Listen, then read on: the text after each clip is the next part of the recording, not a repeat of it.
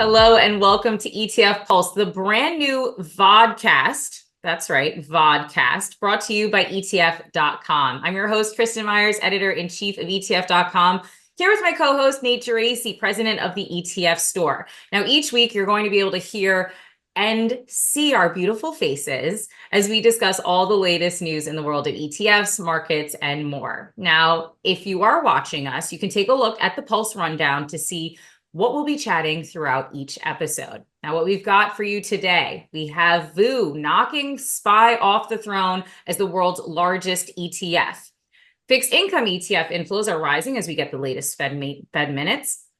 And Schwab is opening up 24-hour trading for all of its investors. And later on, we'll be chatting meme coin ETFs. I still don't know where Nate feels on that issue, but we'll be chatting about whether it's a good idea or not.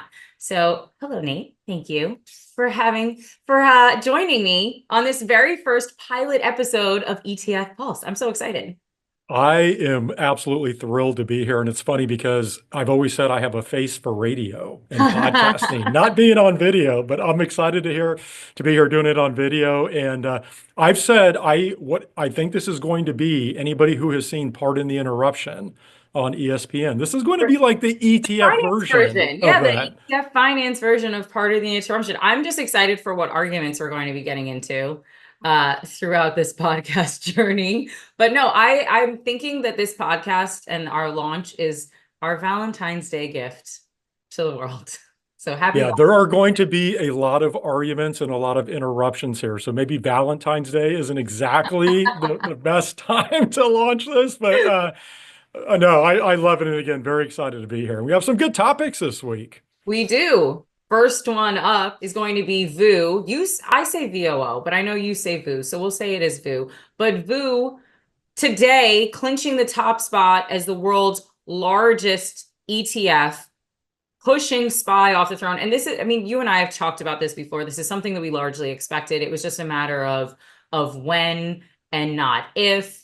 And of course, SPY being the world's oldest ETF. I mean, I'm curious to know what you think is driving some of the inflows that we have seen into VOO that really helped it sort of clinch this top spot. And just to give everyone some numbers, we had $121 billion worth of inflows in 2024 for VOO.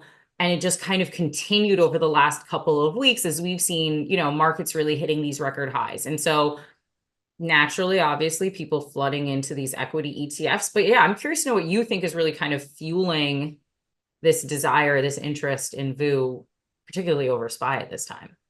Well, first of all, the funny thing is that I actually predicted this would happen back in 2023. So I do these 5 ETF predictions every year. I was just a tad bit early, a little early on that, but that's historically been the case. I tend to be early on my predictions. But to your point, we knew it was just a matter of time.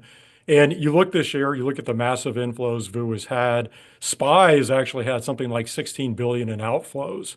And you may recall going back to last year, VOO just obliterated the annual inflow record for an individual ETF, right? Took in something like 115 billion in assets. In terms of what's driving it, I think it's really 3 things. I think you have to start, number one, just with the fee differential. If you look at the expense ratio on SPY, it's like 9.45 basis points versus 3 basis points for VOO. And in a core holding in a portfolio, something like S&P 500 exposure, which is obviously as beta as it gets, as plain vanilla as it gets, fees make a difference. And even though we're only talking 6 or 7 basis points here, I think that's enough to move the needle. So that'd be number one. Number two, if you think about the composition of Vanguard investors in general, you're talking about very sticky money. These aren't investors that trade in and out of the market. These are investors who typically buy and hold for the long term. Right. And so you just have this building tidal wave of investors who continue to put money in, they continue to stay invested, and the assets just accumulate. Where SPY is used, I think, much more as a trading vehicle, especially among institutional investors. And so that money is going to tend to be a little more flighty. So I think that's a factor. And then lastly, I think we have to talk about the markets. You look at what the S&P 500 has done over the past couple of years. Obviously, that's helped boost assets as well. And if you think about, again, the Vanguard investor who's buy and hold, they've gained all those returns, right? They haven't moved out of the market. So I just think it's a confluence of those factors that has caused VOO to now claim the ETF crown. Yeah, I mean, speaking about just the markets and kind of talking about VOO, honestly, I've interviewed a couple of different financial advisors, and they've all sort of said the same thing. The one thing that they love about ETFs in general, right, is they love the transparency, they love the low cost, they love the tax efficiency. And then when I ask them, what's your favorite fund? They point to a broad market fund every single time. It's either going to be your VTI, which is a total market, ETF, or they talk about owning just the entire S&P 500. And I've heard, frankly, some people say you could just buy VOO if you're a retail investor and you want to be lazy or you don't really want to think too much or work too hard. Just put all your money into VOO and leave it alone for 30 years, and you'll make a great return and you don't have to think about anything else. Like, sure, you'll leave some money on the table. There's a far more aggressive funds out there that you can kind of get involved in, far more growth tilted industries that you could be invested in that will obviously have much higher gains. But I mean, the S&P 500, what, in 2024 was up 24+%. I mean, that's easy money at that point. Just throw your money in VOO and leave it alone, especially if you have lower fees than SPY anyway, serving as your sort of tailwind. But do you think that this trend continues throughout 2025? I don't know about the markets because clearly there's a lot going on right now. So I'm not going to sit here and say we're going to see the same type of returns out of the S&P 500 that we have seen before. But I do think investors are going to continue to allocate to these S&P 500 ETFs. Like I was looking this morning, the iShares S&P 500 ETF, ticker IVV, that's Right. only about, what, 20 billion behind SPY. I actually think IVV is going to catch SPY this year. But my point is everything that you described, I think advisors and investors, they are happy to put their money into S&P 500 ETFs. They know they're going to capture the market returns. They're doing so at a very low cost. Everybody is seeing the data around active management and how over the long term, active managers tend to underperform the market. Yeah. So it's a much easier answer. I would say, especially in the core of a portfolio, to allocate to the broad indices. Now, what could change that? I do think everybody's aware of how top heavy the market is right now. If you look at the Mag 7 and some of the other mega cap names, valuations within those names are elevated historically. If we start getting a meaningful pullback there, you're going to see the S&P 500 and some of these other broad market cap weighted indices like the NASDAQ 100 underperforms fairly substantially.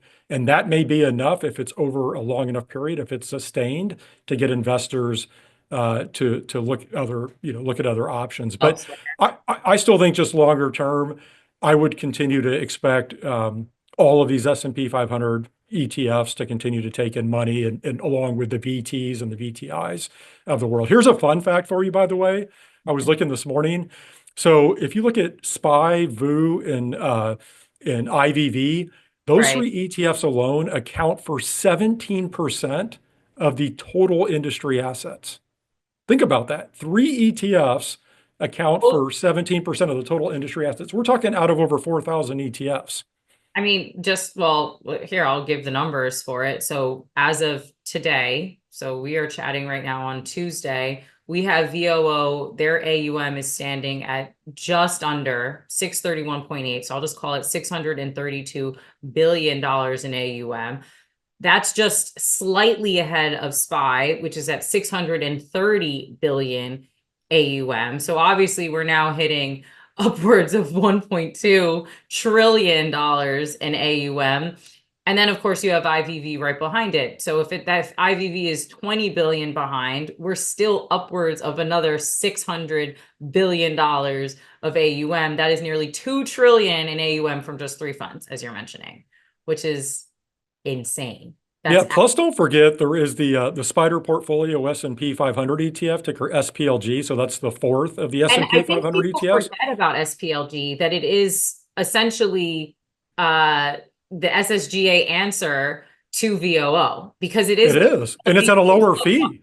It It's is at low 2 basis cost. points. Yeah. And so if you are someone who is having this VOO versus SPY sort of debate, or if you're looking at your portfolio and you're that retail investor that's a buy and hold, you're not trying to move in and out of the market, and you're thinking, okay, I should go for VOO, you do have SPLG as your other answer. That is, again, as you're mentioning, even lower cost than VOO is. Now we're getting to I guess the race to the bottom in terms of fees for these sort of very broad market funds. I guess one last question for you would be, because I obviously you have clients of your own and advise others, but if you are someone who's listening to this and you are kind of contemplating that VOO versus SPY, and you touched on it a little bit, but you're asking yourself, which one should I do?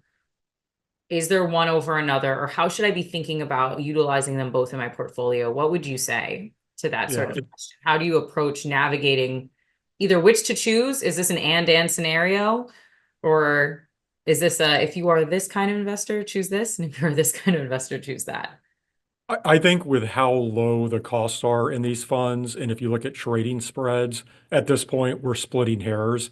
But if you really want to drill down, SPY is typically thought of as being a little bit more liquid, a little bit tighter on the bid-ask spread.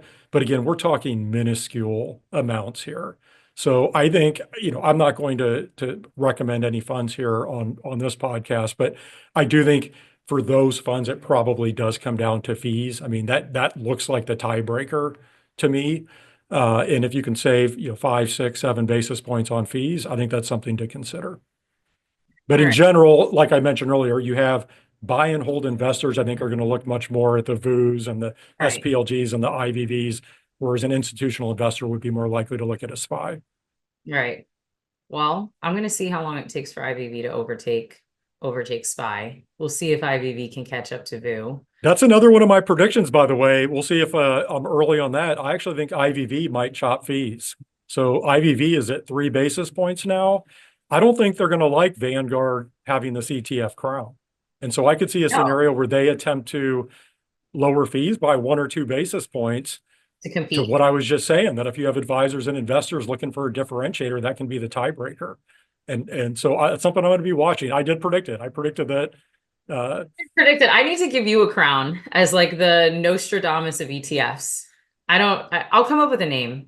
A better. I had that crown for several years, and it was deservedly so. But I've struggled a little bit here over the past couple of years. Hopefully, I can pick up my prediction streak.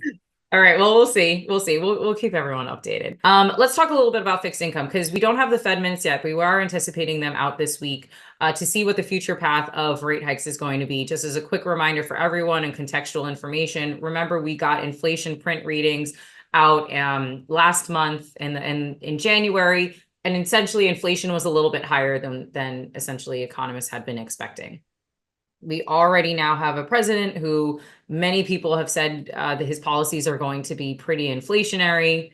And we're going to kind of maybe touch on tariffs a little bit later on in this episode. But as a result, we have seen yields just tilt higher. And of course, the Fed not cutting rates anymore, likely not going to hike rates or raise rates at all, but definitely going to be keeping sort of the pause. And as a result, we've seen the bond market start to respond. So I'm going to pull up this quick chart because fixed income has actually been leading the inflows over the past week. TLT in particular pulling in a huge amount of inflows just last week. And so I mentioned this as one of my predictions about the roller coaster ride, or how a lot of people, I think, are going to continue or really have this sort of renewed interest in the fixed income space because of the path for rate cuts. But I don't know how investors are really truly navigating the bond market because the bond market's been a bit, I say weird, but the bond market has been, I think, acting quite strangely from how we typically anticipate the bond market reacting. And I've heard some analysts say, listen, we need to pull back on duration, focus in on income when it comes to the fixed income space. I don't know how you're approaching fixed income as you're looking at the markets or as you're considering some of these ETFs. I know fixed income doesn't always seem as exciting as as your equity ETFs. There's no big headlines like VOO and SPY when it comes to this sort of fixed income space. But yeah, TLT, I mean, it is the largest fixed income ETF that exists out there. But now again, I see a lot of investors wanting to pile in on this roller coaster ride again right now. Well, okay, you put a lot on the table there. Let's start with TLT. So I'll tell you, I think that TLT is actually one of the most remarkable ETF stories over the past several years. Wait, And what? I did not well, know that. here's why. And I'm honestly surprised this hasn't received more attention. This ETF, if you go and look, you can pull it up now, it's taken in over $50 billion over the past 3 years. $50 billion. Here's the kicker. Over that same time period, it's down 30%. I know. And if you pull it up on a chart right now, I'm pulling up the data right now for everyone. Here's the thing, though. If you pull it up on a chart, there's times over that 3-year period where it's actually been down even more than that 30%. So I have called this the new Widowmaker trade. If you heard, that term before, because cash is just being burnt on investors' time, trying to call a top in rates. And certainly they'll get it right at some point. But for TLT investors, it's been an absolutely brutal experience. Now, how am I thinking about this? There's two things here that I'll mention that I think are interesting that tie into ETFs. I think number one, I think a lot of advisors in particular, they're much more comfortable navigating the equity space than the fixed income space. And so because of that, if you look at the rate uncertainty we've had over the past couple of years, think about last year. Coming into last year, there was this expected 6 rate cuts. Obviously, that didn't happen, right? People are trying to call a top in rates, all throughout the year.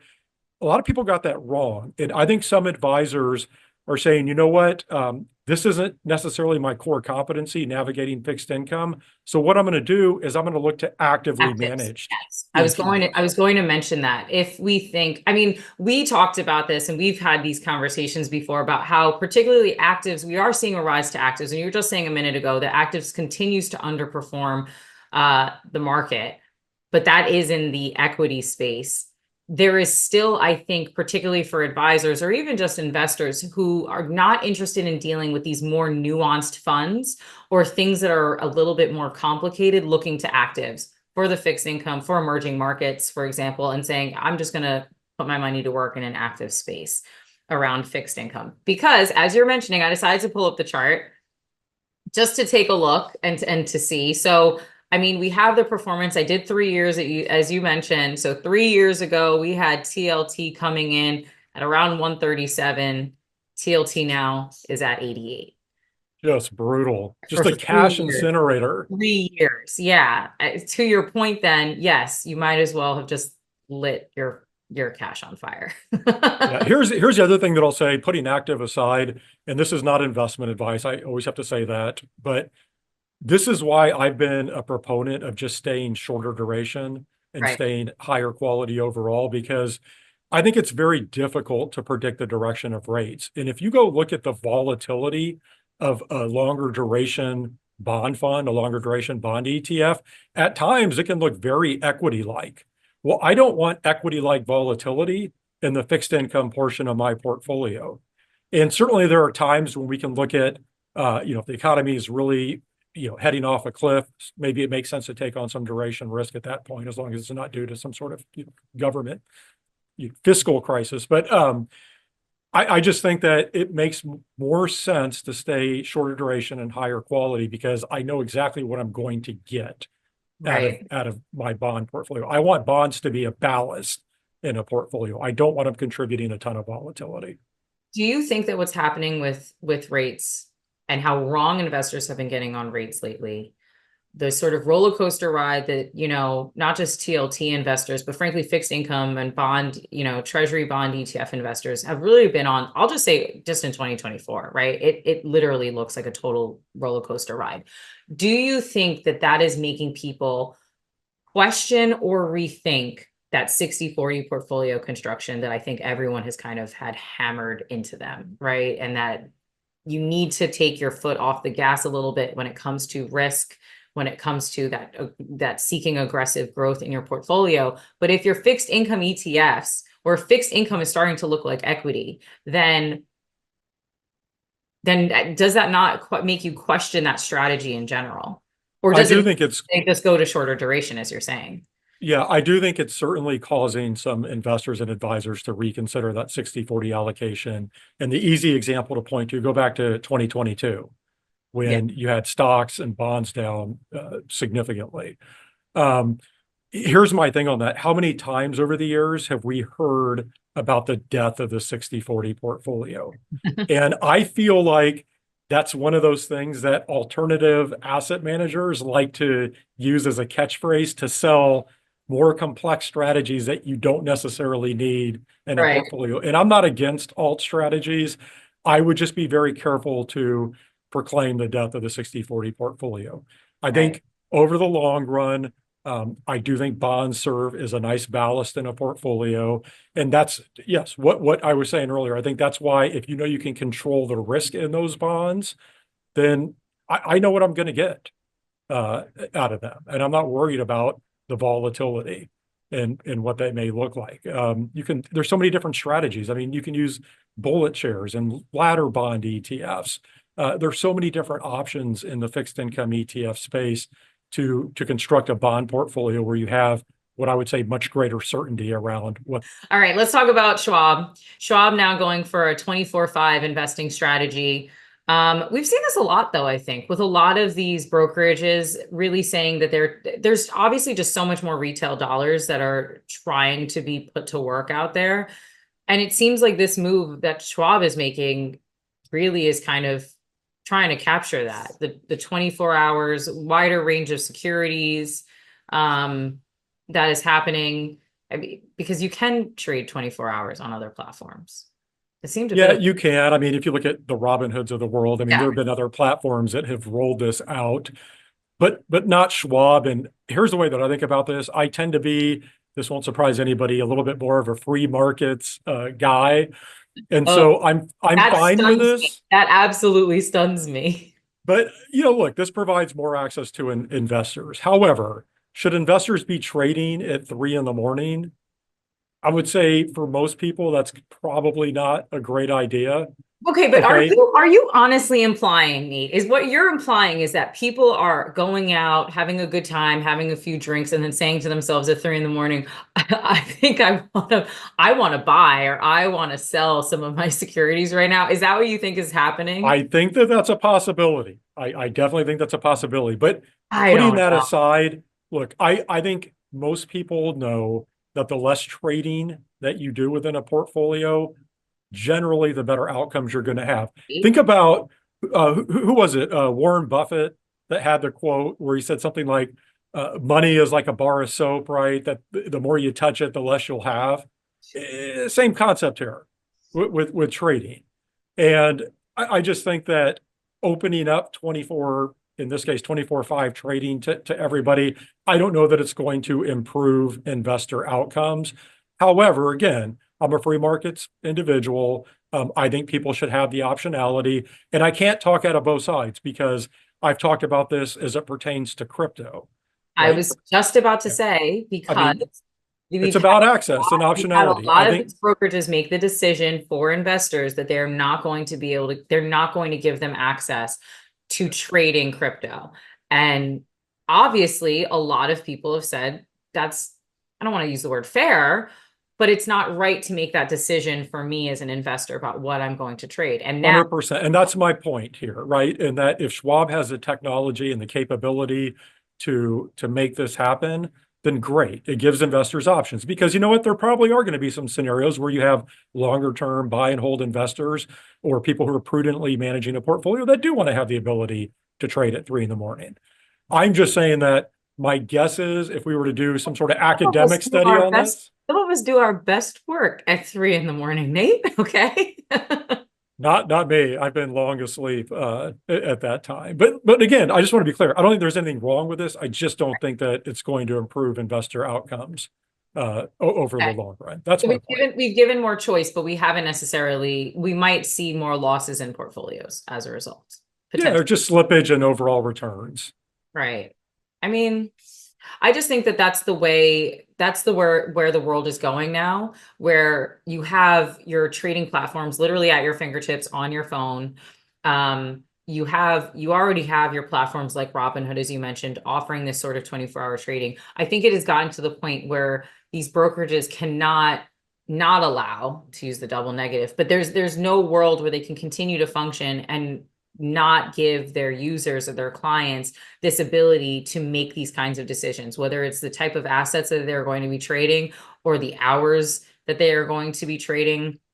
The world is 24/7 now, right? And so I will say this, though, a public service announcement for everybody out there. If you're trading ETFs at 3 in the morning, please, please use limit orders. You should be using limit orders anyway. But if you're trading, in this case, what's interesting is that, let's say you're trading US-based ETFs at 3 in the morning. Well, the US markets will actually be closed at that point in time. all right, so let's end today's episode on a little bit of a fun one. I am really curious to know what you're about to say, honestly, because you wanted to chat about this. Meme coin ETFs. What? That's my opening. What? I mean, I just think that this is insane. This is insanity now. If you Okay. think if you think 24-hour trading is going to reduce investor outcomes, I will say the same about meme coin ETFs. Well, let's offer a little bit of context here. Yes.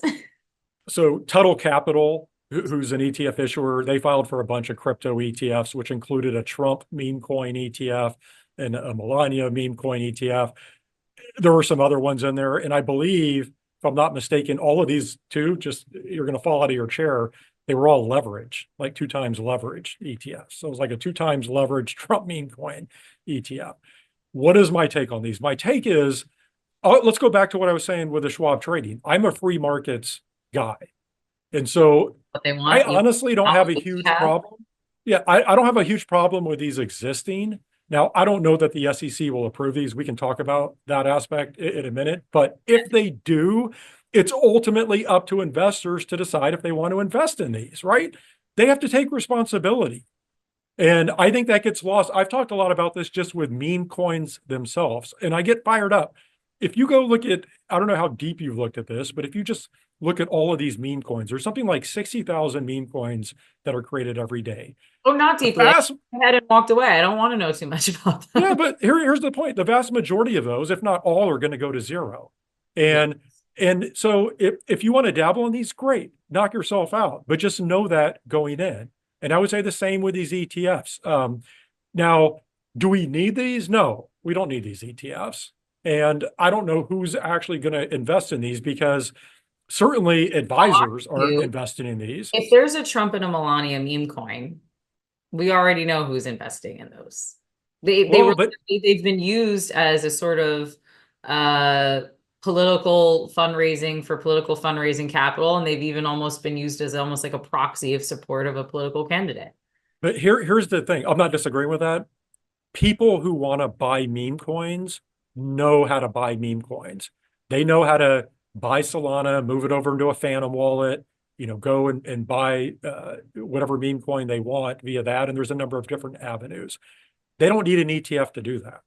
So I'm a big, I always talk about how, wonderful ETFs are for opening up access to asset classes and strategies that previously we didn't have access to. And they do a phenomenal job of that. I'm sure they would do a phenomenal job here. I just don't know that there's demand, because I don't think people are going to want to access meme coins via the ETF wrapper. Well, okay, that's a very good point.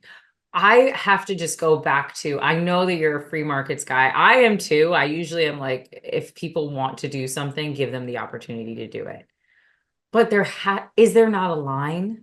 Is there not a line that we feel like the whole point of these regulatory bodies, right? The whole point of a regulatory agency like the SEC is literally to prevent investors or clients from from illegal things happening, from people being taken advantage of in the markets, or from preventing, asset managers or others from using capital markets for their personal gain at the expense of others. Like, that's one of the reasons these regulatory agencies do exist.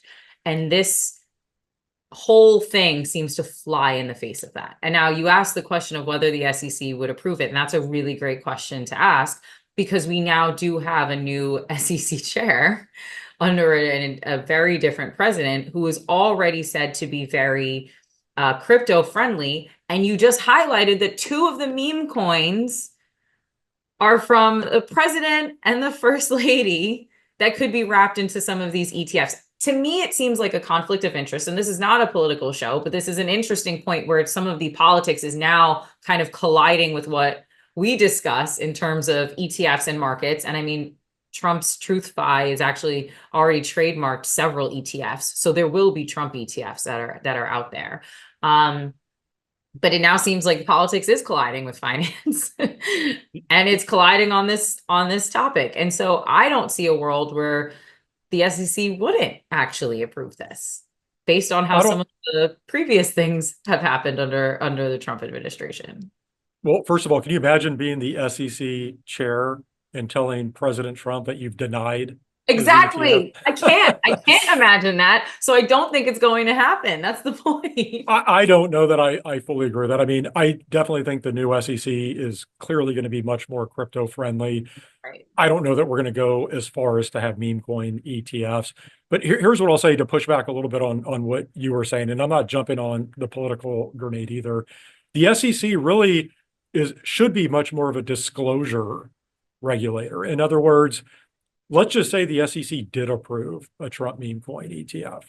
What they're tasked with is making sure that all of the appropriate disclosures are available to investors, right, and that, you know, the ETF is following the proper laws that are in place, right? ETFs are securities themselves, not right, necessarily the meme coins, and that, you know, those laws are being followed.